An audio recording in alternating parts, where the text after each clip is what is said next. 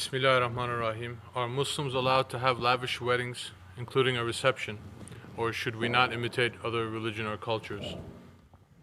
That question is misleading because you are supposing in that question that to have lavish weddings or reception is an imitation of different religions and different cultures. So don't try to trick us with your question. Number one, you think Islam doesn't have its own way of celebration, whether it's wedding or khatna, khitan, men when they are circumcised, boys, or other things, or mawluds, let's talk about. You think Muslims don't know how to do this? Muslims are teaching the world how to do this. Muslim weddings, for example, is not for one day, it's for 3 days, some for 7 days. Mawlid is not for one day, it's for the whole month. Lavish. What's your idea of lavish? What do you understand from lavish? Yeah, people now, they only know how to judge. They have little pea brain, and they're judging. And they're giving lecture to everyone. Muslims, they know how to celebrate, but they are not doing it for israf. Israf, it is forbidden. Wasting, it is forbidden. You are not making a 3-day wedding to throw away food. It is to feed, because in traditional societies too, people don't eat meat. They don't have enough to eat the whole year except for a couple of days of Bayram and this and that. When there is a wedding, that is the time where they can actually celebrate and they eat. Muslim way, you have a wedding, you're going to feed people. Not just your friends or your relatives, you're going to make sure the poor people are being fed. The orphans, they are being fed. But really, who is doing that these days too? Not really. But there are some who are doing it. They're keeping quiet doing it. So don't lump everyone to be together. Of course, now, when we look at a Muslim wedding, and now in this country, we don't have too much luxury to do it Islamic style. We don't have the luxury to do it more than one day, for instance. It's a free country, but it's a very expensive free country. Yeah, correct? Or if you live in third world country, you want to invite your whole village to eat, so easy. You say a couple of people, 1, 2, 3, they set up tents, they put benches, everyone sitting down, eating, you cut one bull. Oh, everyone is enjoying it. Try to cut one bull today in New Jersey, in front of your apartment, or in Long Island. Yeah, you think you can do that? You want to rent a tent? Oh, thousands of dollars now you have to rent. So now we are caught in this system. You can still do it, but like I said, israf. Look at what is wasting and what isn't. Do not waste. Then you're going to curb yourself. Don't waste.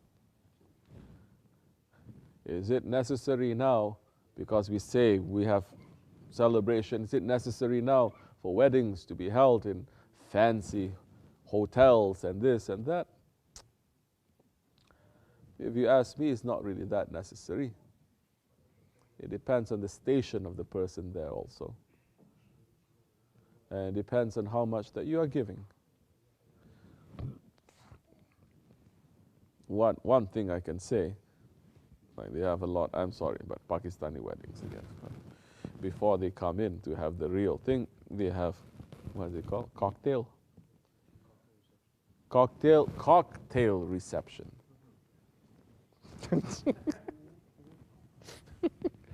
Okay, wait. Maybe we didn't know and we did it. Okay, leave that. We'll close that chapter, okay? But now that you know, balance it a little bit. What you do now, you enter, and then you eat big shrimp. You're eating all the appetizers first, right? Samosa, standing up, eating. And eating, standing up. Then later, it's going to start. You sit down, shardi madi happening. Then after that, you have another reception. and you have buffet, so much food goes to waste. Now tell me the food doesn't go to waste. Food goes to waste, right? So if you're able to do all of that without wasting, do it.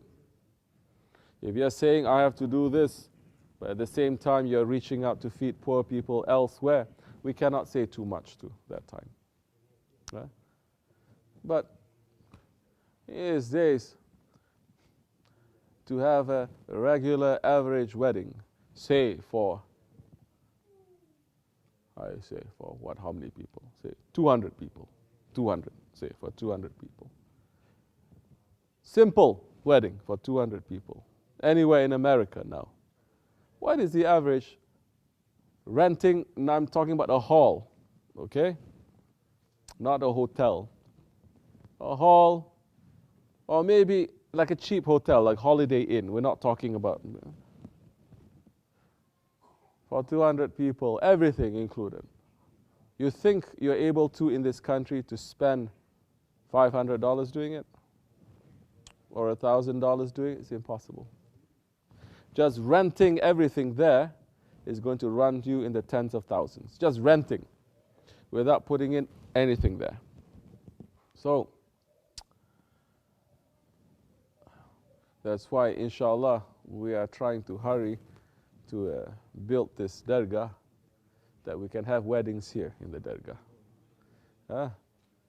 That we will not be spending too much money in that. We'll not be making israf too much in that. But for people who want to spend a very lavish wedding, and they are also giving so much money to charity and everything, we cannot say so much. Who are you to judge? Correct? But don't make israf. Israf means if there is a cheaper, easier way to do it that is not going to be wasteful, then do it. More blessing comes that way. Okay? But there's so many strange practices now in Muslim weddings. Stop grinning at me. That we're saying, why are they doing this? Like very big, popular now. And I'm saying, I know certain people here, they are not going to be happy me saying, but you didn't know that time. Maybe you know now. Yeah. Then say, I'm not responsible because I didn't know before. Now, everyone wants to have Mendi party like it is a Bollywood movie, correct? With dance items and everything. Okay, you want to have henna night. For women together to put henna. For women to be together, it's something. But why it has to be from a henna ceremony into a Bollywood party? How we jump to that part now? I don't understand that. Oh, very fancy. It's like a second wedding, right? More fun than wedding. You have dance items. Men and women now coming, Mendi party dance items, correct? Not necessary. Not necessary. But if you want to do it, I'm not going to be there holding my cane to say, stop, don't do that. I have no power to do it. But if it's up to us in our situation, we say, no need. No need. But if the women, they want to gather to put henna, which is also traditional, it's okay. Do everything in moderation.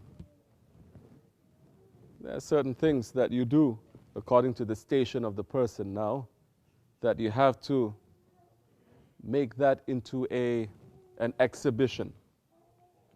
You have to show the majesty and you have to show the hebat of that station, of that situation. Now, that time is not the same. Okay?